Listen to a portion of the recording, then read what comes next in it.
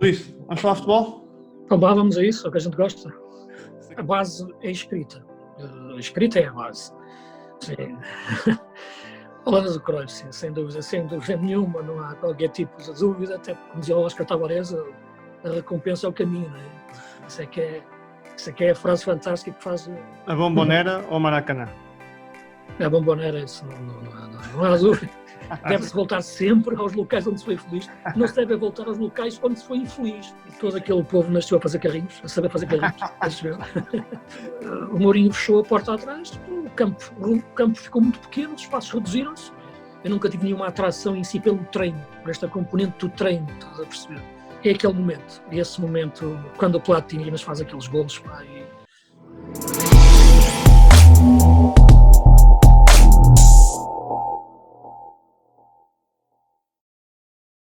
Luís, vamos falar de futebol? Então, vamos a isso, é o que a gente gosta. Isso é que é importante. Bom, eu estou aqui com um convidado muito interessante e muito importante. Para quem não sabe, a minha mãe é fã do Luís Freitas de Lobo, mesmo que ela não perceba nada de futebol. Portanto, eu hoje tenho o Luís Freitas de Lobo comigo. É um bom princípio isso. É um ótimo princípio. Ela não percebe nada de futebol, mas gosta de ti. Portanto, hoje tenho o Luís Freitas de Lobo comigo, alguém que eu admiro há muito tempo, que sigo há muito tempo e que, epá, estou muito entusiasmado por ter essa conversa contigo. Luís, queres introduzir-te para quem não te conhece? É difícil. Eu acho que quem não me conhece também. Repara, é difícil, sobretudo eu acho que quem não me conhece poderá achar estranho fazer essa pergunta dessa forma, com esse sentido. Eu acho que, sobretudo uma pessoa que gosta de falar de futebol, de comunicar e entender o futebol desde a sua origem, da origem do futebol e da minha origem enquanto pessoa, portanto não há uma forma de me perguntar em que momento é que eu comecei a entrar pelo futebol, ou a gostar de futebol, ou a escrever sobre futebol, ou a ler sobre futebol, portanto não há uma data para isso, não é? Isso foi desde sempre, desde miúdo, e portanto a partir daí a minha ligação ao futebol vem de várias formas, e nesta altura através de meios de comunicação, não é? Televisão, rádio, jornais, por aí fora, e portanto no fundo são várias formas de comunicar sobre futebol, entendendo e tentando perceber o jogo no lado emocional e no lado mais técnico. Olha, mas tu dizes que não consegues definir uma altura em que começas a gostar de futebol, mas como é que era o Luís em criança? Era com a bola? Já tinhas uma vertente mais analítica? Gostavas de jogar a bola? Como é que tu eras com o futebol antes de seres o Luís Freitas de Lobo que a malta conhece na televisão? Eu acho que era como todos nós, não é? Como todos nós quando somos miúdos, a aproximação que temos ao futebol é essencialmente primária, primitiva, excessiva, selvagem mesmo, não é? No sentido de gostarmos da bola, de termos pela bola. No princípio era a bola, não há dúvida. E portanto há essa relação que depois te liga a uma comunidade de emoções e de sentimentos que é tudo chamado futebol de rua, das dificuldades que são no fundo prazer que nós sentíamos, e portanto a aproximação é essa, não tem nada como é evidente de científico ou de racional, é uma aproximação puramente emotiva, como todas têm que ser para darem paixões para a vida, não é? Aquilo que acontece é que depois as coisas vão decorrendo naturalmente, vais tendo mais consciência das coisas, para o bem e para o mal, naturalmente, e o futebol também vai ganhando outros componentes, outras capacidades que tu tens para ter outros ângulos de visão em relação ao futebol. E portanto, agora, eu olho o que sou hoje, não é? Comparado com o que era miúdo, quer dizer, eu agora aos 50 não sou muito diferente do que era aos 12, sinceramente. A diferença é que agora as coisas que eu faço transformei a paixão em profissão um pouco.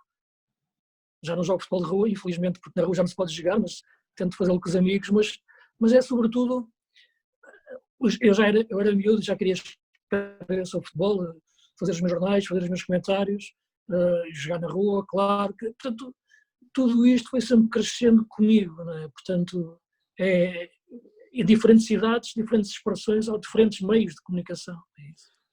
Quando é que foi o teu primeiro, qual é que foi o teu primeiro emprego digamos assim, profissionalização no mundo do futebol? O que é que começaste a fazer?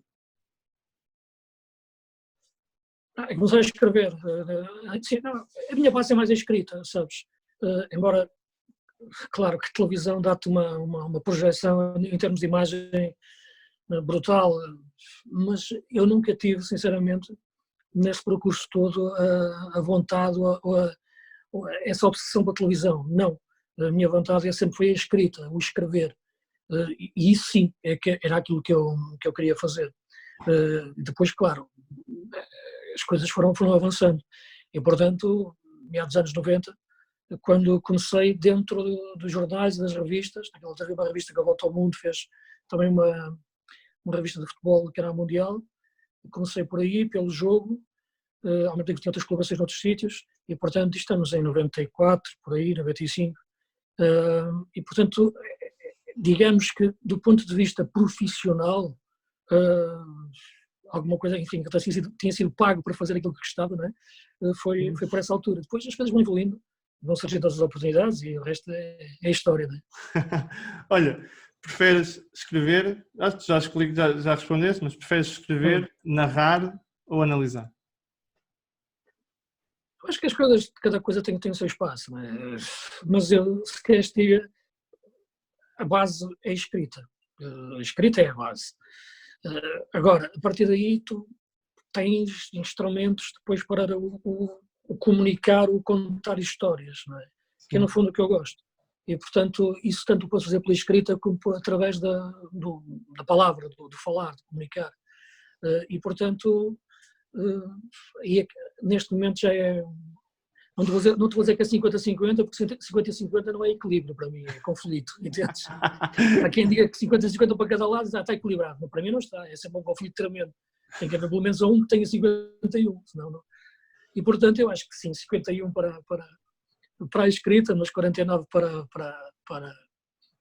a imagem, para aquilo que é comunicar em televisão e não tanto o jogo em si, os jogos em direto, digo sinceramente, embora seja uma componente interessante e desafiante, porque participas do jogo completamente, de uma forma diferente, mas estás no jogo, mas a análise ao jogo, falar sobre o jogo, discutir o jogo, debater, será aquilo que eu mais gosto de fazer depois também na componente da televisão, da imagem. Olha, Holanda do Cruyff ou a do Van Basten? Repara, tu também estás a falar do Cruyff, jogador, claro. Claro, Cruyff jogador. Sim. Holanda do Cruyff, sim, sem dúvida nenhuma, não há qualquer tipo de dúvida, até pela origem. Nós temos que ir sempre às bases, não é? Nós não podemos entender que a parte 2 de alguma coisa pode ser melhor que a parte 1. Mesmo que tenha mais coisas novas, mesmo que os tempos sejam diferentes, mesmo que os desafios até possam ser maiores, ou as dificuldades, seja lá isso o que for, claro que quando tens alguma coisa que muda o curso da história, ou muda as coisas, algo que aparece como inovador, como revolucionário, que te leva por caminhos que até esse momento tu não conhecias, que te faz descobrir coisas novas e que isso é para ti um refúgio emocional e racional também, racional e emocional, claro que isso estará sempre à frente. E acho que Cruyff conseguiu isso, sendo já um pensador dentro do campo. Não é? Ele nunca foi só um jogador de futebol, não é? Portanto, ele foi muito mais do que isso. Ele foi o jogo mesmo, dentro do campo. Não é? Portanto, o cérebro dele, a inteligência em movimento, ele provou mesmo que o futebol se jogava com a cabeça de uma forma total. Não é? E isso, embora tenha, claro, a componente do coletivo, como é evidente porque o futebol é um jogo coletivo, mas o destaque do individual dentro desse coletivo é algo que faz destacar alguns em relação aos outros. O Cruyff conseguiu isso, para mim, de uma forma notável, acima de todos os outros. Sabes que eu pergunto isto porque quando a malta me pergunta quem é que tu achas que é o melhor jogador de sempre, ou o melhor treinador de sempre, ou a personagem, eu digo sempre, eu vivo na Holanda, que é Cruyff. Eu digo que é Cruyff porque, digo que aquele que eu gosto mais de sempre todos é o Cruyff, porque tu tens Maradona e tens Beckenbauer e tens Ronaldo e tens Messi e tens esses gajos todos, mas há muito poucos que tenham criado uma filosofia. Há muito poucos que tenham jogado muito, treinado muito, mas criado uma filosofia que se transporta, né? O futebol total, o Barcelona, o Guardiola, o Luís Henrique e antes de tudo isso, partilhas a mesma ideia? Que o Cruyff, eu pergunto isto porque eu gosto muito do Cruyff. Achas que o Cruyff é, e tu acabaste de falar um bocado sobre isso, uma daquelas personagens que aparece uma vez na vida no futebol? Penso que sim. Penso que a nível do... Temos a história aí, não é? E temos que respeitar a história. Temos muitos homens que deram de facto ao futebol coisas novas e coisas para nós pensarmos. E também Cruyff bebeu muito disso, mesmo daquilo que ele não concordava, fazia-o, estimulava-o a pensar exatamente e em criar essas novas ideias, ou em revolucionar o jogo. Eu penso que, eu digo muitas vezes, se o Cruyff não tivesse existido, ou as ideias dele não tivessem existido, ele talvez não gostasse tanto de futebol hoje. É isso. Porque o futebol seria necessariamente diferente. Repare, eu não quero dizer que só gosto de um tipo de futebol, ou só acho que se possa pensar futebol de uma maneira, ou que é aquele o caminho certo. Não digo isso. Aliás, eu não vivo com certezas, eu vivo sempre com dúvidas, não é? E é isso que te leva a procurar os melhores caminhos, não é? Como dizia o Oscar Tabarez, a recompensa é o caminho, não é? Isso é que é a frase fantástica que faz... Aliás, eu sou mais uruguaio que aí do sentimento do futebol, sou completamente uruguaio. E, portanto, estava a desviar, mas o Cruyff consegue esse lado que tu dizes da filosofia, não é? Da ideologia, dá-te uma ideia, não é? Mais do que ser algo do jogo em si, da ação, perceber o pensamento, de tu agires em relação àquilo que é o jogo e a relação com a bola, o passe, a desmarcação, aquelas condições que são básicas, não é? A ação de passe e recepção, de marca, desmarca, são as bases do jogo. Agora o Cruyff dá um cunho de filosofia a tudo isto, dá um pensamento ao jogo. O jogo deixa de ser apenas um confronto em si para ter uma ideia, isto é, o adversário é importante, mas tu mais do que jogares contra o adversário estás a jogar com as tuas ideias. Sim. E a partir daí sim, tens um adversário pela frente. Mas isso, tu não vais jogar contra a baliza do adversário, tu vais jogar tendo a tua baliza atrás e tendo depois os teus jogadores ao lado, não é? E o conceito de espaços ganha muito a partir daí. Repara, eu acho que o Cruyff também aparece, e os holandeses, no sentido da filosofia que depois é estendida ao futebol holandês, já vem muito daquilo que foram os húngaros nos anos 50, ou até se formos até para a origem do futebol, o que foram os escoceses, não é? Portanto, tu tens aqui Escócia, a Hungria e a Holanda, na minha opinião, como os marcos de evolução do futebol pensado no mundo. E a partir daí tens, a certo momento da história, quando estás a meio da história, se nós atribuirmos um século de futebol, 120 anos que seja, tens a meio da história, aparece-te o futebol DC, não é depois de Cristo, é depois de Cruyff. Não é? Depois de Cruyff. Exatamente. Em que ali estabelece o pensamento, não quer dizer que seja uma religião, em que tudo aquilo que estava a ser feito antes, começar pelos escoceses, em confronto contra os ingleses, feito pelos húngaros, também contra um pouco aquilo que era um futebol mais físico, que queria se impor, aparece um futebol que, repara, aparecendo naqueles anos 70, na altura em que o futebol força mandava, dos alemães, numa expressão puramente atlética, embora havendo jogadores que contrariavam isso, mas era uma coisa inata, não era pensamento, não era ideologia, era apenas técnica e ação. O Cruyff atribuía aquilo um pensamento e, portanto, consegue conjugar esses vários fatores e consegue fazer o jogo aquilo que é, a soma de todas as partes, mas sendo exatamente uma ideia. Olha, tu há uns meses, há um ano talvez, disseste alguns a um jornal, o que eu acho é que quem sabe só de futebol também sabe pouco de futebol. Lembras-te de ter dito isso? O que é que isso quer dizer? Sim. Digo isso várias vezes. O que é que isso quer dizer?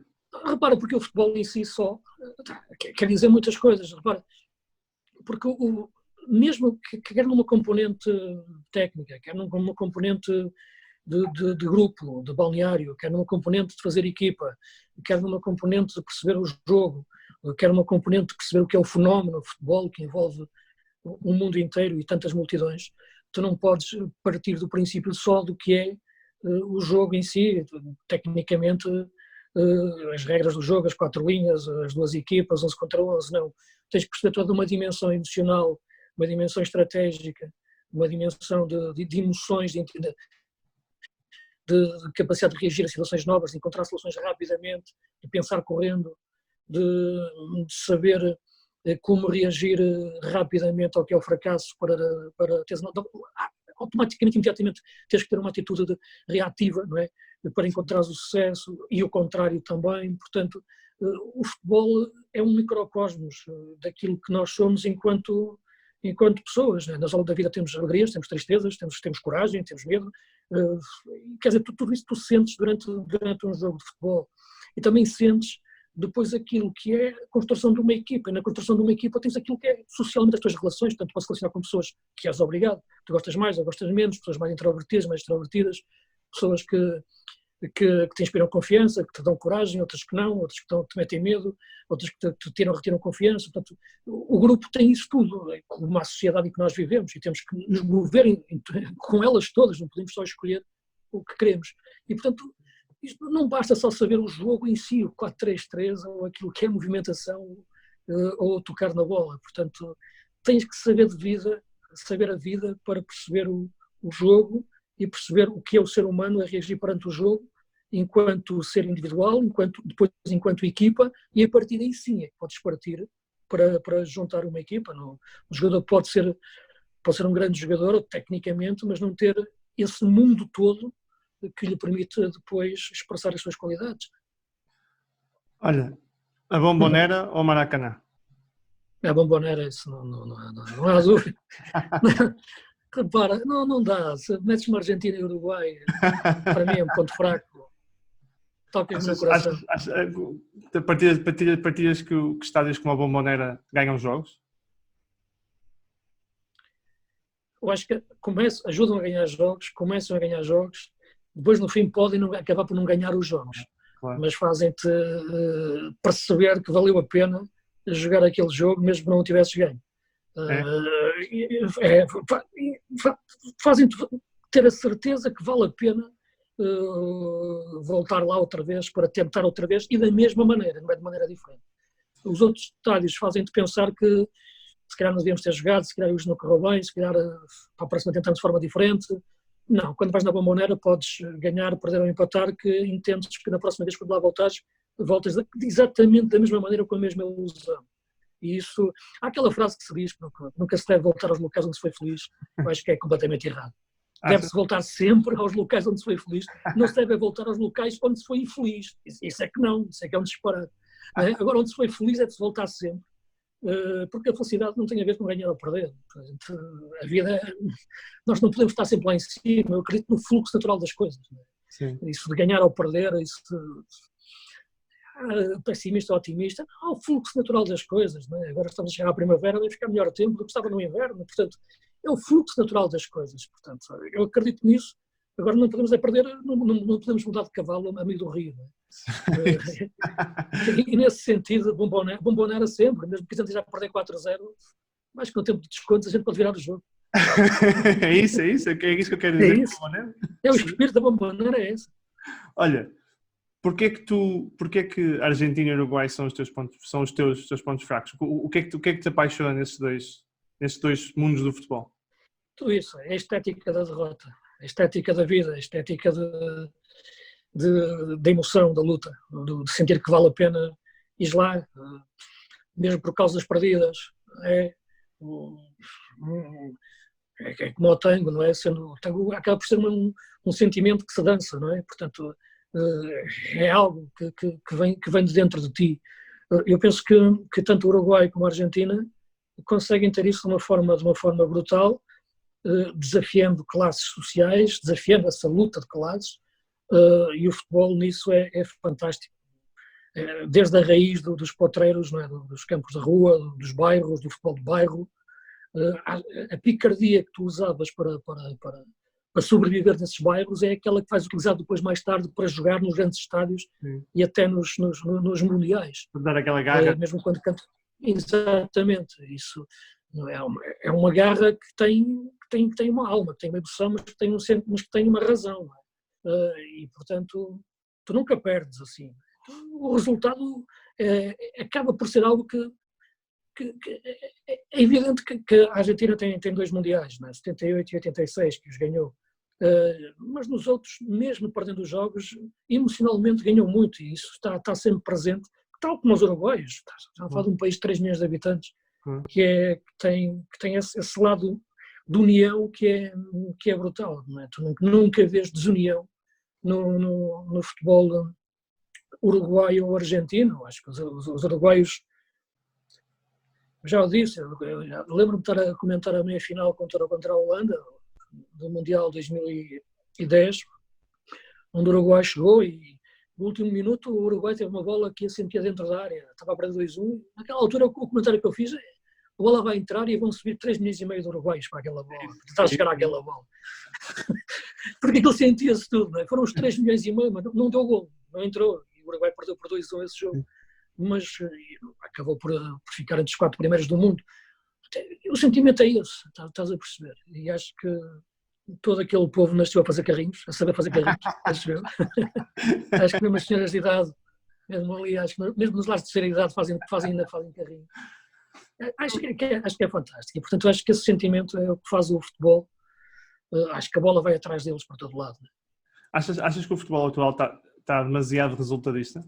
Repara, sim, mas eu digo-te uma coisa, mas resultadistas, mas quando os resultadistas perdem 1-0, continuam a ser resultadistas, e tens, é que o resultadista parece que vai sempre ficar 1-0, mas pode perder por 1-0 também, estás a perceber? Portanto, eu não é que eu seja... Repara, eu quero ganhar, claro, também, não é? Não há nenhuma discussão destas. Quando se mete aqui um lado mais romântico do jogo, do pensamento do jogo, do lado mais estético, de como se joga, e privilegiar muito de como se joga ou de como se ganha, e dar mais valor às formas como se ganha, ou até às formas como se perde, do que ninguém diz depois numa discussão: eu prefiro perder, jogar bem e perder. Nunca ninguém diz isso, não é? Claro, dizem: eu prefiro jogar bem e ganhar. Ninguém diz bem, prefiro jogar mal e ganhar, também diz. Agora ninguém diz: eu prefiro jogar bem e perder. Nunca ninguém diz isso na discussão, portanto, acho que esse debate acaba por não fazer sentido. O lado resultadista, eu percebo o que tu estás a dizer, é pôr de lado um pouco este lado estético do jogo, a forma de jogar, o princípio de jogar, uma ideia de jogo. Porque, repara, tu não consegues escolher como é que vais ganhar, porque o resultado é sempre uma incerteza, não é? Portanto, agora tu podes escolher a forma como vais perder. Ou vais perder tentando jogar da forma como sabes, como queres e como acreditas, ou podes perder jogando de uma forma que não acreditas, deste lado mais resultadista, como tu dizes. Lado mais fechado, mais feio, mais venenoso, mais cínico. Enfim, tu no fim podes ganhar por 1-0. Também podes perder por 1-0. E no fim tu perguntas: o que é que ganhaste? Nada, se perdeste por 1-0. Perdeste 2 vezes. Não é? Perdeste antes de jogar e perdeste depois de jogar. Quando jogas com as tuas ideias, podes ganhar 2 vezes, antes de jogar e depois de jogar, e se perder só perdes uma, que é no jogo. Ganhaste sempre nas tuas ideias e é com elas que deves tentar o próximo jogo. Eu acho que é assim. Agora, não sei se estou certo. Sabes o que é que eu te pergunto isso? Porque eu costumo dizer que sou um apaixonado pelo rock and roll do Jürgen Klopp. Aquele futebol que... Agora mudando, mas aquele futebol que se sofres 5, mas marcaste 6, conta 3 pontos e o que interessa é jogar a bola. Eu gosto muito daquele rock and roll que vinha do Dortmund, que tem no Liverpool, que é um rock and roll puro. Futebol na sua maior plenitude. Sim. E depois, às vezes pergunto-me, atenção, fazer um remarque importante, acho que é um grandíssimo treinador, se por exemplo o Zé Mourinho não perdeu um pouco da sua identidade daquele futebol do Porto, Chelsea, que abafava, que ia a tudo, corria para cima para baixo, intensidade, e agora ficou um futebol mais pragmático, menos espetacular, mas também menos ganhador. E por isso perguntava-te o que é que tu achas, porque eu às vezes pergunto, estou a olhar para os jogos, estou a tentar perceber se o Zé mudou a forma de pensar, ou se é o futebol que mudou e ele não se está a adaptar, porque depois olho para o Klopp e vejo que o futebol total também funciona, e o futebol do Mourinho tem funcionado menos, apesar de eu achar que ele é um grandíssimo treinador. Às vezes estas diferenças a acontecerem também. Sim, as coisas mudam, claro, e tu tens que perceber que há uma mudança. Enfim, se comparares o Mourinho de 2004, quando foi campeão pelo Porto, com o Mourinho de 2020, claro que é diferente. Há uma mutação nele, enquanto pessoa. A personalidade de base nunca muda, não é? Claro. Mas há uma mutação enquanto aquilo que, algumas ideias, alguma perspectiva em relação às coisas, e também como treinador, até na relação com os grupos. As gerações são diferentes, os jogadores também têm hoje, é uma geração Instagram, digamos agora, que é muito diferente daquela que tinhas em 2003, que tinha umas cartas, é completamente diferente. Agora, repara uma coisa, eu acho que os treinadores são diferentes, eu acho que as personalidades do Klopp e do Mourinho, pegando nessas duas que estás a focar, são diferentes. Estás a falar de dois homens que veem o jogo de forma diferente, ou pelo menos podem ver o mesmo jogo a partir de sítios diferentes, é como um estivesse a ver atrás da baliza e outro estivesse a ver no meio do campo. Certo. Eu acho que o Mourinho é mais um treinador de estratégia. O Mourinho não é um treinador que tivesse privilegiado a identidade, nunca. O Mourinho, mesmo com o Porto, ganhou a Taça UEFA de uma maneira, ganhou a Liga dos Campeões de outra. Certo. Com jogadores diferentes e com formas de jogar diferentes. O Chelsea dele era uma coisa, o Inter dele foi outra. O Real era outra. O Real Madrid foi outra. Sim. Era outra. Também tem a ver muito com os jogadores que tens, por aquilo por onde vais passando, com as ideias que tem. O Chelsea que ele voltou a ter depois, quando ganhou, foi outra. E, portanto, há aqui uma mudança, algo que, enfim, que já não posso falar contra da propriedade, que é o relacionamento dele dentro do grupo de trabalho e aquilo que era a equipa técnica dele ao princípio, com o André, com o Rui Faria, e agora a equipa técnica que tem, portanto, que é muito diferente. Não é? Isso é uma componente também muito importante em relação àquilo que é a relação entre ele e a sua equipa técnica, e depois também na relação com os jogadores, que também mudou. Eu acho que o José Mourinho de 2005 não teria um Pogba no grupo, nunca, não seria possível. Aquilo que eu via naquelas imagens de treino do Manchester United, aquelas coisas do Pogba são exatamente a antítese do que tu vias quando ele chegou à Inglaterra com o Chelsea, claro. com o Lampard ou com o Terry. Portanto, uma personagem como o Pogba é diferente. Ele já tinha tido alguém muito pior, que é o Balotelli, não é, por exemplo, e ele geria muito bem a questão do Balotelli, embora chegou a um ponto que desistiu do Balotelli, mas isso toda a gente acabou por desistir, e ele próprio desistiu dele.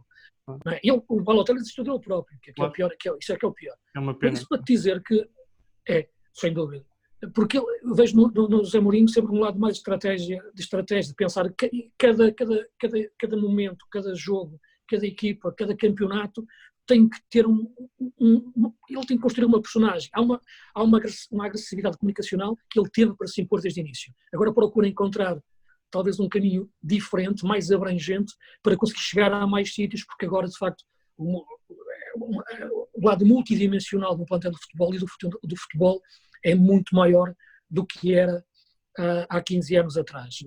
Eu acho que o Klopp já é produto de uma geração mais à frente, não digo mais avançada, já é uma versão 2.0, digamos assim. Já nasce, esse rock and roll que tu falas já não é um rock and roll feito nos anos 70, nos anos 60, não é? Já não nasce dessa pureza, nem dos blues, nem dos... É um rock and roll laboratório, não é? Sim, claramente, já não é aquele que te vai subverter as mentes, é algo que te vai levar para um caminho que quer te levar para aquele caminho e tu vais para aquele caminho. Portanto, é aquele rock dos festivais, estás a perceber? Dos festivais de verão. É o rock do festival de verão, é o rock daqueles festivais de solidariedade para ganhar para aquelas causas humanitárias. Não é o rock, não é Woodstock, não é Led Zeppelin, não é Frank Zappa, não é algo que subverte as mentes, não é Jim Morrison, não é os Doors, não é nada disso, não é? Estás a perceber? E acho que o Mourinho em determinado momento foi, não é? O Klopp acho que não, acho que tem o rock moderno, atual, gosto de ver, gosto de ouvir, não é? Sobre a discussão do Anfield Road, mas aquilo já vi noutros sítios, repara, já vi aquilo nos anos 70, nos anos 60 com outras equipas, mas com outros jogadores, só com outros ritmos e com outros métodos de trabalho, com outros métodos científicos e com outros métodos também médicos em termos de recuperação dos jogadores. Aquilo eu já vi na história do futebol. Acho que é fantástico agora, acho que ele está a marcar pela forma de jogar da equipa, mas aquilo eu já vi. Repara, eu vou para as equipas anos 70 inglesas, já vi aquilo. Gosto, sem dúvida nenhuma, acho que ele é top, mas aquilo eu já vi. Portanto, não é nada revolucionário para mim, sinceramente. Está bem, pronto. Eu gosto muito do Klopp, mas eu também tenho um relacionamento com a minha filha alemã, nascida na Alemanha, O avô da minha filha é Sim. grande adepto do Borussia Dortmund, portanto, BVB é Klopp. Não, para, eu não estou a dizer que não gosto do Klopp. Atenção. Aliás, eu não consigo comparar o Klopp com nenhum treinador alemão de outra Não, geração. Eu acho que ele claro. foge completamente, Sim. não é? Mentalidade. Se eu olho para os treinadores alemães, toda a mentalidade, o lado até mais comunicativo e emocional, tudo aquilo, de facto, é brutal, não é? Portanto, Claro. ele não, é uma personagem que eu não encontro nenhum paralelo no passado dos treinadores alemães e grandes treinadores que foram campeões do mundo. Portanto, eu vejo nele, entre o Aikens, por exemplo, e o Klopp, não há ponto de contacto possível. Portanto, tu encontras ali um lado de viver o jogo, muitas vezes vai buscar componentes latinas, não é? Portanto, agora, tem uma expressão anglo-saxónica do lado mais físico do jogo, não é? O lado mais de cavalo de corrida que tu encontras no futebol. Agora, de grande qualidade, porque ele consegue juntar muito daquilo que também é o lado mais da pausa, não é? Há um momento em que aquilo para, há um momento em que tu respiras, e portanto acho que aí é que aquilo que eu acho que faz ganhar o Klopp não é essa vertigem toda que tu estás a dizer, sinceramente, na minha opinião. É o momento em que aparece alguém que fala, não, eu acho que não, acho que é o momento em que há a pausa, é o momento em que há a recuperação de bola no momento certo. Quando eu vejo este Liverpool e vejo as movimentações do Firmino, ou as movimentações do Mané, ou mesmo os arranques do Salah, é no momento da pausa que eu vejo de facto a diferença, a vertigem daquilo do contra-ataque ou do ataque rápido, das duas coisas, acontece de facto de uma forma que assusta o adversário, mais que tem, o único que pode fazer é correr o mais depressa possível para trás, mas há ali um momento em que eles abrandam, param, portanto, e encontram a definição, o momento da definição, quer do Salah, quer do Firmino, quer do Mané, quer também dos laterais, portanto, há ali uma componente de futebol por dentro e por fora, pelos flancos e pelos interiores, brutal. Agora, eu acho que ele conseguiu tornar isso, dar esse upgrade moderno ao jogo. Agora, o que eu quero dizer é que estas bases de jogo já existiam no passado. Claro. Ele acrescentou, foi uma versão moderna. Olha, tu partilhas, ou pelo menos concordas, alguma coisa que o Inter, o Barcelona-Inter, meias finais da Liga dos Campeões de 2009, quando o Inter joga com 10, para aí 80 minutos, aquilo é um festival tático do Zé? Não é um festival tático, é um festival de momento defensivo. Claro, claro. Um festival tático seria ele estar nos 4 momentos do jogo e dominar os 4. Não é? Isso seria um festival tático. Se ele estivesse constantemente em transições, defesa-ataque, ataque-defesa, e depois tivesse uma organização ofensiva que dominasse, tivesse uma organização defensiva que dominasse, aí seria um festival tático. Tinhas que dominar os 4 momentos do jogo. O que aconteceu ali, eu tive a oportunidade de comentar esse jogo em direto, estava lá no Nou Camp nesse dia, um ambiente fantástico. Atenção que o Inter tinha ganho 3-1 a primeira mão. Sim. Há que realçar que aquilo era o segundo jogo, o primeiro jogo o Inter tinha feito uma grande exibição e ganho 3-1. Uma exibição fantástica, embora ali foi uma componente, sabes que depois ficam sempre só os resultados na história, que é muito frio, não é? Aquilo, estás a ver este momento agora, aquilo foi numa altura também que a Europa parou os aviões, porque devido àquela erupção do vulcão. Sim, da Islândia. Aliás, eu lembro-me que aquilo foi terrível para mim, porque eu não fui comentar ao vivo esse Inter Barcelona, a Milão, porque os aviões não podiam voar. Não é? E tive que comentar o jogo em estúdio. Portanto, e, aliás, o Barcelona viajou de autocarro para Milão. Portanto, foi um erro, a equipa chegou lá desgastada. O programa fazia parte dessa equipa do Barcelona. E o Inter, portanto, ganhou 3-1. Depois, no jogo da segunda mão, há essa expulsão do Tiago Mota, não é? Ali, na meio da primeira parte. E o que há ali é o Mourinho perceber que vai ter que viver o jogo todo a defender, no momento defensivo. E aquilo que podia ser dividir o jogo nesses 4 momentos, ele já não podia fazer. Porque se o fizesse, o Barcelona ia ter os espaços e ia matar o jogo fácil. Ia ganhar o jogo facilmente. E, portanto, ele teve que ser, lá está, lado estratégico. E teres esse momento de saber ser mais forte onde o jogo está a decorrer. É por isso que quando dizem que as equipas dizem a equipa foi muito forte defensivamente, a equipa preparou-se só defensivamente. Não. A equipa tem que se preparar para jogar no momento do jogo em que o jogo se vai decorrer. Quando é uma equipa pequena jogar com uma equipa grande, o que é que adianta a equipa pequena durante a semana estar a pensar muito na posse de bola, o momento ofensivo, se durante 90% do tempo vai viver atrás. Portanto, tem que ser eficaz no momento em que o jogo se joga. Se é um momento defensivo, tu tens que ser melhor aí. Tens que ser melhor nesse momento. E tens que ganhar o jogo nesse momento. E foi o que aconteceu ao Inter. A partir daí, o Mourinho fechou a porta atrás, o campo ficou muito pequeno, os espaços reduziram-se. Eu lembro, naquela altura que comentei o jogo, eu cheguei a dizer que na altura o Diego Milito estava a fazer um jogo fantástico, mas eu não me lembrava de o ver tocar na bola. Sim. Portanto, Faz espaço. Exatamente, portanto, a bola estava lá, mas estava no aqui do jogador do Barcelona, mas os espaços estavam com os jogadores do Inter. Nesse sentido foi uma questão tática no momento defensivo. Sabes que o que me impressionou naquele jogo, e eu perguntei-te isto porque eu costumo dizer que para mim aquilo era o que definia Mourinho e as equipas de Mourinho, é quando tu vês o Eto'o, que é Eto'o Barcelona, é um Eto'o muito menos disciplinado defensivamente, muito menos esforçado nesse ponto do jogo, e naquele jogo acaba a jogar quase o lateral direito, não é?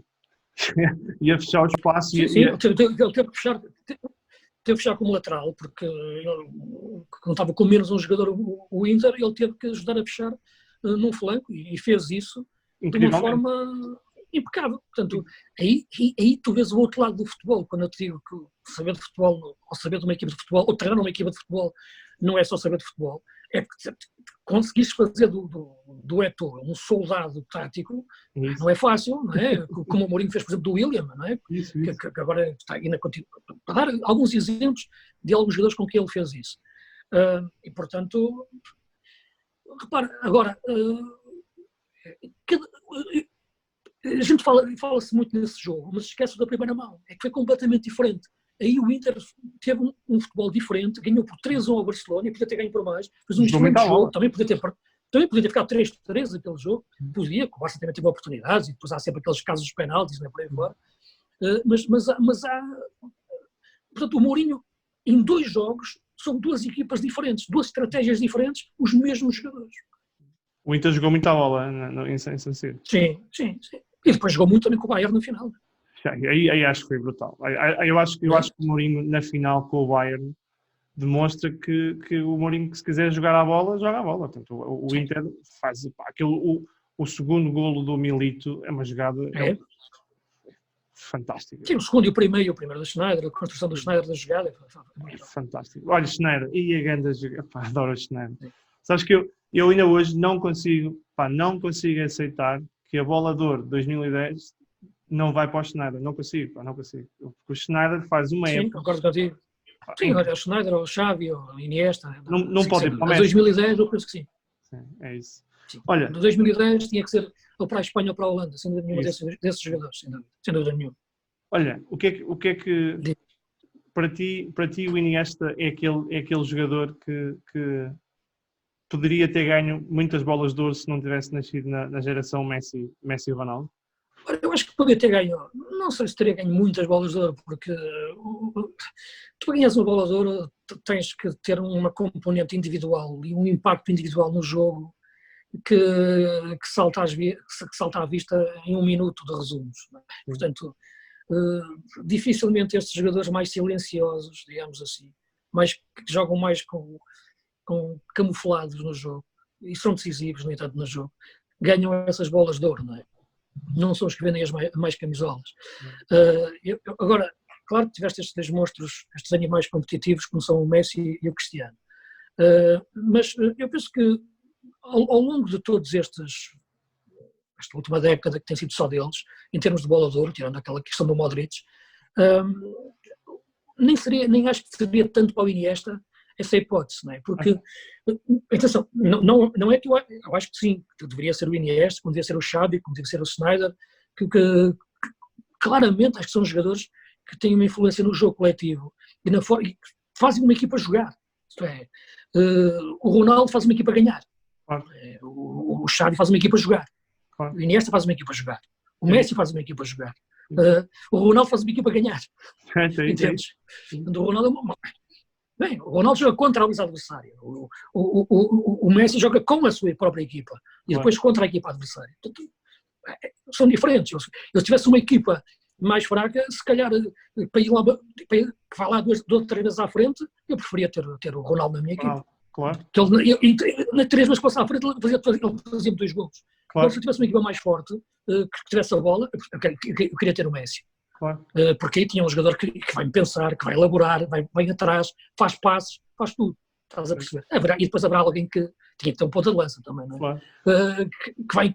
Que encosta, quando for ele a marcar. Portanto, agora um jogador como o Iniesta ou como o Xavi, e depois com aquela concepção de jogo que o Guardiola tinha, e antes também do Rijkaard, portanto, acho que é a união perfeita para uma equipa jogar bem. Agora, para ganhar uma bola de ouro, é um destaque individual, não é? E isso aí é resolver jogos de uma forma de baliza e não de jogo pelo campo todo. Olha, qual é que é o futebol com que sempre sonhaste? Repara, eu junto tudo, estás a perceber? Repara,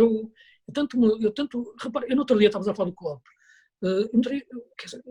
Eu não gosto de forma alguma das equipas do Simeone, da forma de jogar do Atlético de Madrid. Uhum. De forma alguma, não é? Mas se calhar é aquilo que é a equipa que eu mais admiro. E o Simeone, aquela capacidade de resistência, pode ser uma contradição, é aquilo que eu menos gosto, mas é aquilo que eu mais admiro. Eu percebo, percebes o que eu estou a dizer, não é? Portanto, aquele lado de resistência, não é? Quer dizer, eu há pouco tempo escrevi, até por este tempo que nós estamos a viver agora, e nós vamos aqui levar um estouro monumental também em termos financeiros, económicos, todos nós, não é? E o que eu dizia, eu devia escrever isso numa crónica, que tenho que ter cuidado, é que nós não somos todos Simeones, nem a minha casa é o Atlético de Madrid, estás a perceber? Porque aí eu aguentava tudo, mesmo com os Klopp. Ele ganhava o Guardiola, ganhava o Klopp, ganhava o Real Madrid, ganhava o Barcelona, o Chelsea, o Bayern de Munique, ganhou a todos. Sim. É uma coisa brutal, não é? E, portanto, isto para te dizer que o futebol que eu sonho mete tudo, é uma Babilónia, é um caleidoscópio de jogadores. Tanto pode entrar um Brigal alemão, estás a perceber? Como pode entrar um Schneider, estás a perceber? O bonito do futebol é isso, tens essa componente, como ver em 86, de facto, o Maradona fazer um passo, o Brigal desesperado ir atrás do Borrachaga até o Borrachaga fazer o golo, não é? Um baixinho gordito com o Maradona, uma bolinha de carne, e depois um monstro, um Sylvester Stallone a jogar futebol como o Brigal, a correr atrás do Borrachaga e a bola a entrar. Esse que é. Acho que o futebol que eu sonhei é este consegue juntar,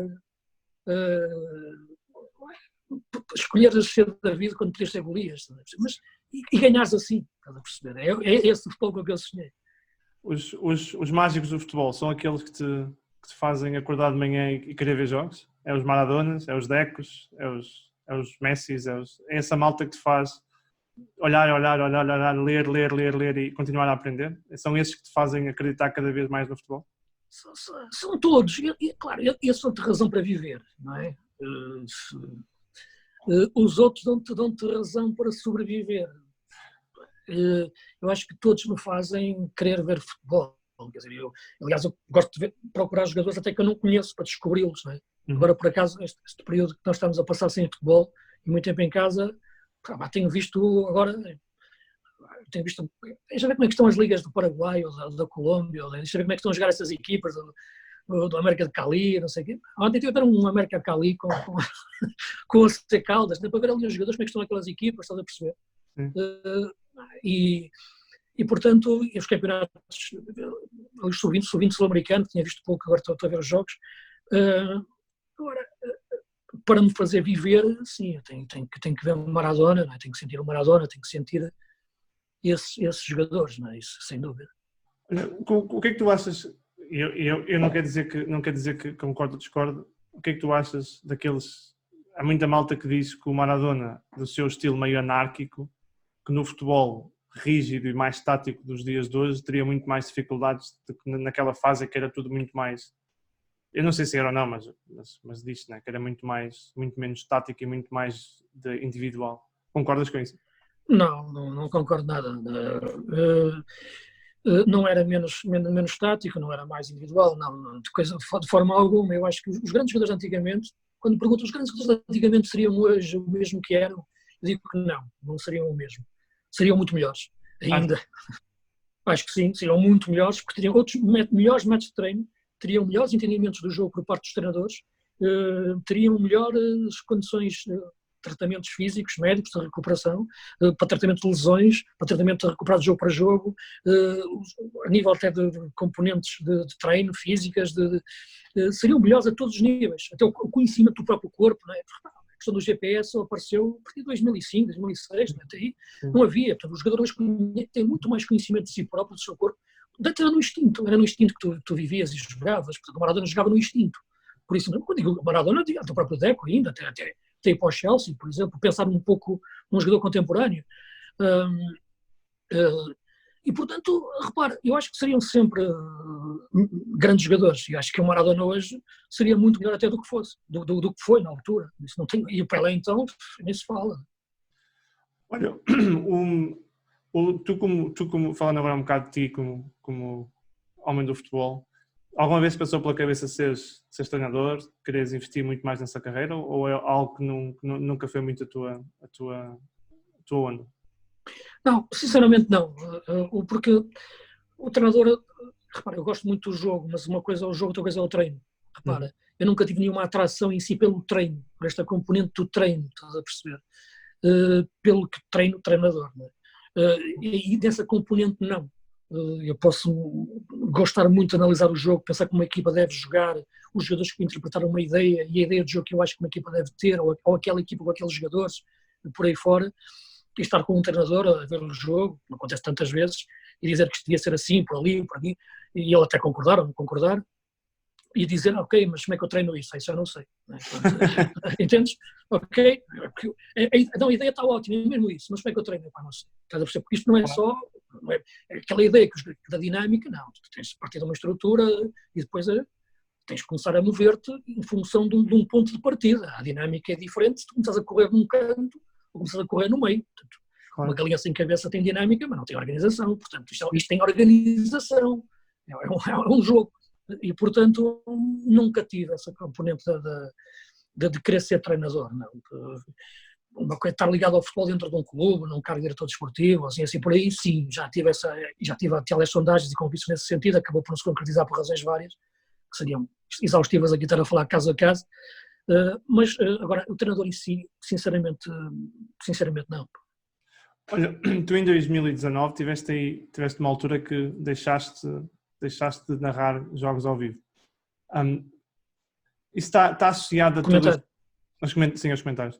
Está muito associado a este futebol ruidoso e um mau ruído que temos nos dias de hoje? É muito nessa onda? Este ruído, este futebol ruidoso português desilude? Sim, desilude. Mais que desiludir-me, deixa-me triste, não é? E afeta a minha paixão. E, portanto, se perdes paixão naquilo que estás a fazer, não faz sentido continuares a fazer. E aquilo que acontecia, é que tu estou a falar de comentar jogos de futebol português, não estou a comentar muitos jogos por aí, pelo mundo fora.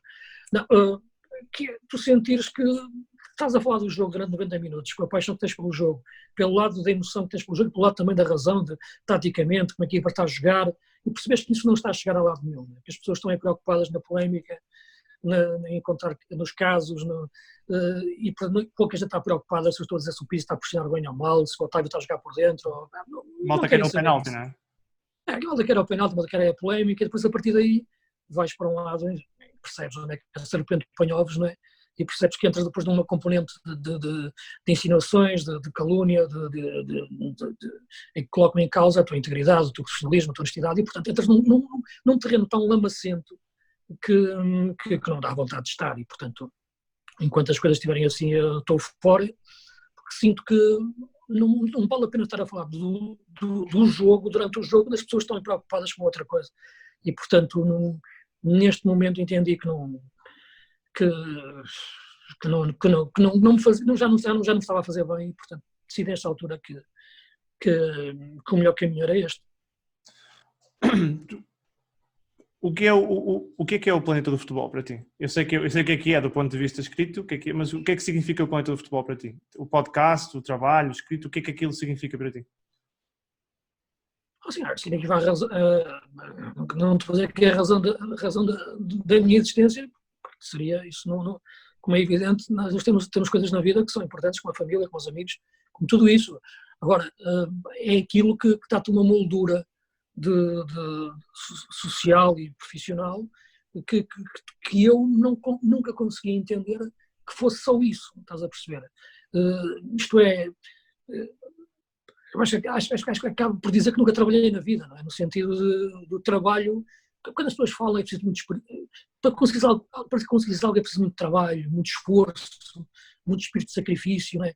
Eu acho que não é preciso nada disso. Isso pode parecer uma coisa, estar a dizer isso para o mundo, mas acho que não. Em primeiro lugar, nenhuma dessas palavras, sacrifício, esforço, te aproxima da felicidade. Nada disso. Tens de ter prazer naquilo que fazes. Tens é que ter uma enorme paixão naquilo que fazes. E se isso é aquilo que tu fazes para viver, para ter uma retribuição também depois financeira, não é?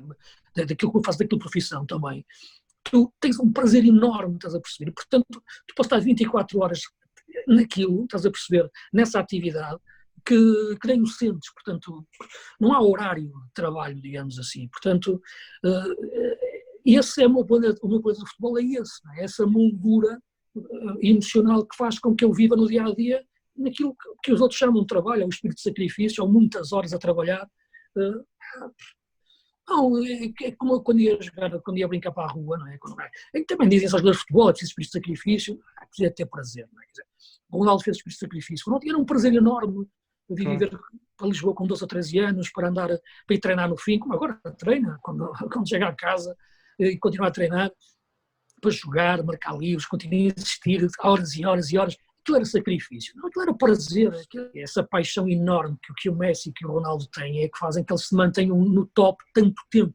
Já tiveste os melhores jogadores do que eles, o Ronaldinho, por exemplo, né? Pensar o Romário, sei lá, esses jogadores, mas esses jogadores 2 anos, 3 anos, não duraram tanto, não é? Porque não tinham o prazer de treinar, de perceber como eles têm. Não é? Olha, se tivesse aqui o Maradona, e eu não sei se já falaste com ele, mas também... Não. Se ele estivesse aqui, tivesse uma pergunta para lhe fazer, qual é que era? Isso era difícil, mas isso é como te perguntaste. Em perguntar, se estivesse com Deus, perguntava se existe vida depois da morte, não é? Se estivesse com Maradona, não ia lhe fazer a mesma pergunta, porque ele também não me sabia responder, mas aquilo que lhe perguntava, talvez era. Não sei, eu acho que como é que se consegue ser como ele, não é? Quer dizer, eu acho que o Maradona é parecido connosco, não é? O Maradona comete erros como nós cometemos. O Maradona tem os mesmos problemas que nós temos, também chora, também ri, tem problemas com as drogas, com as mulheres, com os impostos, como nós todos, estás a perceber? É um Deus humano. Eu não gosto daquela ideia da perfeição, enfim, dos jogadores que depois aparecem com esse marketing de solidariedade. Não, o Maradona era o que era, estava com o Papa, depois estava com o Fidel, tatuagem de Che Guevara, quer dizer, estava com... Eu acho que o que lhe perguntava era mesmo isso, não é? Como é que se vive assim, não é? Como é que se faz para ser assim? Estás a perceber? É claro que tem a ver com onde nasces, pelas vidas. A experiência não é as coisas a experiência não é por aquilo que tu passaste, é aquilo que tu fazes com aquilo por aquilo que tu passaste. Claro. Não é? O que é que fazes com isso? Isso, não é? E isso é o que é o Maradona, por isso é que ele diz aquela célebre frase, não é? Que errei e paguei, mas a pelota não se mancha, não é? A bola não se suja, não se magoa. Olha, tu vês como é que vês o futebol português atual, e não o futebol português de clubes, mas o futebol de gerações, o futebol do Bernardo, do João Félix. Como é que tu vês essas gerações a aparecer? Achas que estamos a criar uma geração que, bem trabalhada, pode limpar tudo? Eu acho que temos uma geração que uma parte resulta de formação, do trabalho de formação que está a ser feito, outra coisa resulta do lado mais inato dos jogadores. E uma mentalidade diferente que agora temos em Portugal que não tínhamos há 20 anos atrás, para não ir mais longe. E, portanto, eu acho que essas componentes todas, o lado mental, o lado técnico e o lado da organização, técnica sempre tivemos, organização e formação em condições que não tínhamos, passámos a ter, ali a partir de finais dos anos 90, e portanto, eu acho que temos mesmo os jogadores que não sejam aqueles grandes craques, conseguem atingir níveis muito altos. E depois falaste desses que tu falaste que são craques mesmo. Portanto, não é uma questão de limpar tudo, porque Agora, estarmos lá em cima, sempre prontos e capazes de limpar, sim, isso acredito. Pelo menos lutar com os melhores, não tenho dúvidas que vamos estar lá sempre lá em cima. Eu acho que isso é que é o melhor. Depois ganhar ou perder, isso aí é outra questão. Basta a bola bater no poste e para fora, mas isso é como o Mundial, como o Europeu que ganhamos. No último minuto a França meteu uma bola no poste que andou sobre a linha e não entrou. Sim. Se tivesse entrado já não havia éder, não havia nada. Né? E, Futebol é isto. Éder. Olha, o que é que achas que significa Fernando Santos para o futebol português? Isso significa a pacificação. Significa o lado em que tu encontras alguém que te entende, que dialoga contigo, que coloca de lado aquilo que são orgulhos pessoais, percebe que a inteligência é uma coisa muito importante, mas não pode não pode bater depois numa parede do orgulho. Já temos um selecionador que, por exemplo, que cortou o Ricardo Carvalho, com toda a razão, quando fez o Paulo Bento, quando houve aquele problema do Ricardo Carvalho, do Tiago, aqueles jogadores que saíram, não é? Eu acho que tens que perceber quando chegas à seleção nacional que tens que ser, não é que tem que ser uma pessoa de consensos, não é nada disso. Tem que ser uma pessoa que entendas e sejas capaz de dialogar com todos de forma diferente, mas com os mesmos princípios. Porque eu falar contigo ou falar com outra pessoa, posso transmitir a mesma ideia, tem que ser de forma diferente. Claro. Uma posso ter que gritar, outra tem que o convidar para almoçar. Portanto, são coisas diferentes, estás a perceber? E acho que o Fernando Santos percebe isso como ninguém. Consegue lá o privilégio de ser amigo dele e, portanto, ainda ontem estávamos a falar no telefone. Então, é uma pessoa fantástica a esse nível de entender o comportamento humano. É um exemplo de que para saber de futebol não basta saber de futebol, é preciso saber muito antes de outras coisas. Quando falas com o Fernando outra vez, dizes para ver isto, porque eu gostava de falar com ele. Porque eu acho que é daqueles. Eu vou dizer o que é que eu acho do Fernando. O Mr. Fernando Santos é aquele tipo que pela primeira vez disse: vamos lá para ganhar. Se não ganharmos, pronto. E nós temos que começar a ter mentalidade de queremos ganhar. Não pode ser só ir lá para passar a fase de grupos e depois vemos jogo a jogo. Vamos lá para ganhar. E vamos lá para ganhar. E se não ganharmos. Mas isso é tudo. Mas isso acho que já vem muito. Ele disse isso também, é verdade. Mas sabes que tem que haver aquela mentalidade. Repara, uma imagem é do Ronaldo. Daquele desempate de penaltis com a Espanha. Lembras-te? Sim. Eu não sei se foi com a Espanha. É aquele que ele diz ao Moutinho: anda, tu bates bem, se falhares. Não, é com a Polónia. Com a Polónia, exatamente, com a Polónia, não é? Então, estás a ver, esse momento é fantástico, estás a ver? Porque ele estava ali que não queria bater, porque ele tinha falhado contra a Espanha, exatamente. Ele tinha falhado contra a Espanha quando fomos eliminados. E, portanto, ele não queria bater e estava no banco. E o Ronaldo bateu com ele: anda lá, tu bates bem, anda lá, se falhares, que se foda. Desculpa lá, isto fica. Estás na boa, não é? É do futebol. Quando falaste, se foda, anda. E ele lá foi. Isto é que é preciso de perceber. Portanto, naquele momento, é esta mentalidade, estás a ver?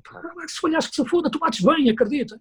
Eu acho que ele a partir daí já tinha marcado o penalti, a bola já estava lá dentro. Já estava lá dentro. Paulo, arrepiaste-me todo. É um daqueles momentos que eu acho, eu costumo dizer que eu acho que nós ficamos mais perto de ganhar o europeu com momentos daqueles, em que... Exatamente. É isso. Olha, estás preparado para perder, se estás preparado para perder, claro. Aí ganhas, com certeza. Claro. Estás sem medo de perder. É isso. Eu lembro, sabes que quando o jogo os penaltis com a Polónia, eu vivia, na altura estava a fazer um projeto em Portugal, estava em casa, atrás, no fundo da sala, para não conseguir ver totalmente, andar de um lado para o outro, e cada vez que ia um jogador para bater a bola, eu acho que me metia no chão com as mãos na cabeça, porque tu percebes. Eu naquele europeu percebi que que tínhamos tudo para ganhar, não porque estávamos a jogar muito, não, porque eu acho que jogar muito é muito relativo. Eu concordo com o Fernando quando diz que estávamos a ganhar, ganhámos o europeu, portanto jogámos melhor que os outros. Não há muito a fazer, é questão ali tens que ganhar. Mas o que eu senti naquele europeu foi a equipa, a união. Jogavam todos batalhavam, todos estavam para o mesmo, jogava o Renato, jogava o André. Era irrelevante. Sim. E isso é uma coisa que nós portugueses não temos sempre, não é? Nós somos muito destrutivos, nós gostamos de deitar abaixo. E eu digo sempre na brincadeira, que obviamente que não é verdade, porque eu sou um grande fã do Messi, mas eu digo sempre: se eu estiver a falar com um estrangeiro, o Messi e o Ronaldo é sempre Ronaldo, porque é português. E isto obviamente que é muito, não é verdade, acho que eles são dois grandíssimos jogadores, mas nós temos que mudar muito esta mentalidade. E este vai para a minha próxima pergunta contigo, que é: não achas que os clubes, os grandes clubes portugueses têm que fazer mais, têm que ajudar mais para uma pacificação do futebol, para que nós consigamos ser melhores? Precisamos também dos clubes ser melhores e ser dirigidos melhor, de uma forma melhor, e começarem a pensar mais em futebol, né? A falar de futebol e deixar o fora de jogo, os 3 centímetros do fora de jogo.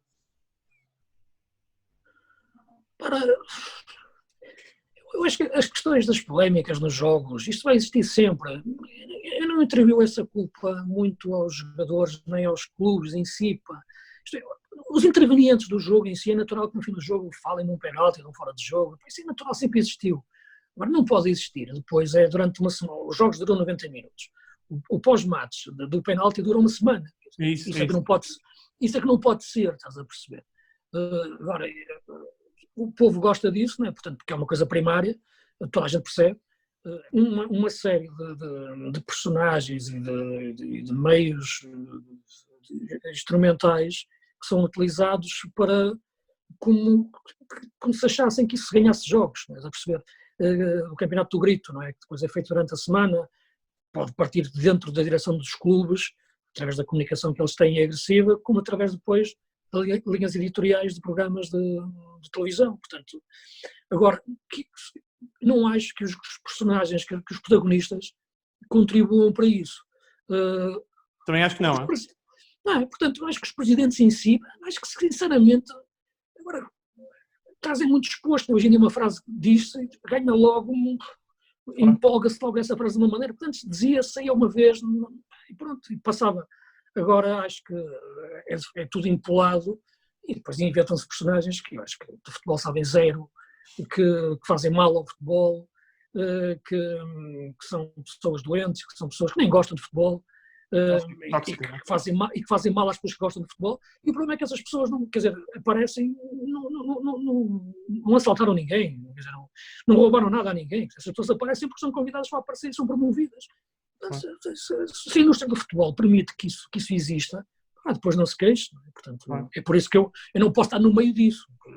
Há aquela pergunta que me fazias há pouco sobre aquilo que é comentar jogos. Vou comentar jogos no meio disto, pelo amor de Deus. Isto é como é outro, não é? Se vai lutar com um porco, o problema é que vais perder e ainda por cima o porco ganha, não é? E ficas todo sujo. Olha, se tivesses que escolher um momento que te marcou no futebol, aquele momento que te marcou no futebol, contigo, com outros, qual é que seria? É sempre difícil. Quando fazem essas coisas, essa pergunta, como aqueles inquéritos que eles me fazem no jornal, eu diz um filme, uma música. Tenho tantos filmes, tantas músicas, tantos momentos na vida e no futebol. Não sei, mas eu se calhar tenho que ir até à origem. E por isso eu vou-te pôr a derrota que nós tivemos com a França em 84. Eu era miúdo, tinha 14 anos, por aí, e nunca tinha visto Portugal numa fase final no Mundial, nem no Europeu, nunca, em 66 não era nascido, né? E portanto a ilusão era tanta naquela altura, e estávamos a ganhar 2-1, faltavam 3 minutos para acabar, e perdemos 3-2. Aquilo foi... A gente pensa, agora se calhar, se acontecesse agora, nós imaginávamos, daqui a 2 anos estamos lá e ganhamos. Como aconteceu agora com a França. Mas naquela altura, tu pensavas agora, quando é que a gente volta aqui? Só voltamos em 96 outra vez. Portanto, era muito difícil, porque só iam 8 naquela altura. É aquele momento, esse momento, quando o Platini nos faz aqueles golos, aqueles golos do Jordão, os 2-1, é uma alegria tão grande, nem é quase fazia o 3-1, e depois perdemos 2-1 a acabar, perdemos 3-2 a acabar. Eu acho que até hoje não recuperei disso, sinceramente. Mesmo tendo ganho este europeu, aquilo era a minha seleção. Era o Chalana, era aquela seleção dos bigodes, era o Jordão, que agora partiu há pouco tempo. O Gomes também que jogou, que está às vezes alguém essa luta também na vida. O Nené, o Carlos Manuel, o amigo Carlão, boa gente. Naquela altura imaginava que ia ficar amigo do Carlos Manuel, como sou agora dele. Naquela altura o Carlos Manuel para mim não foi inatingível, agora tão amigo, somos amigos. O Bento na baliza a defender de uma forma incrível. Aquela era a minha seleção, né? Entendes? Era a seleção que me fez gostar de futebol, né? Verdadeiramente. E portanto é esse o momento. E perdemos, mas acho que ganhei muito a partir daí. Luís, muito obrigado. Conversa O prazer foi meu. Fantástica. E prazer falar contigo sobre futebol. Espero que tenhas gostado. Estamos aí. Eu também gostei muito, obrigado pelo convite. Desejo também as felicidades em tudo, na tua vida, nos teus projetos, e também nas tuas aventuras. já vi algum do teu trabalho e espetáculo, pá, gostei muito daquilo que vi, pá, quando me convidaste fui pesquisar também, e força para os teus projetos e qualquer coisa que precisares, estamos aqui, estamos juntos. Obrigado, Luís. Grande abraço. Um grande abraço, amigo, tudo bom.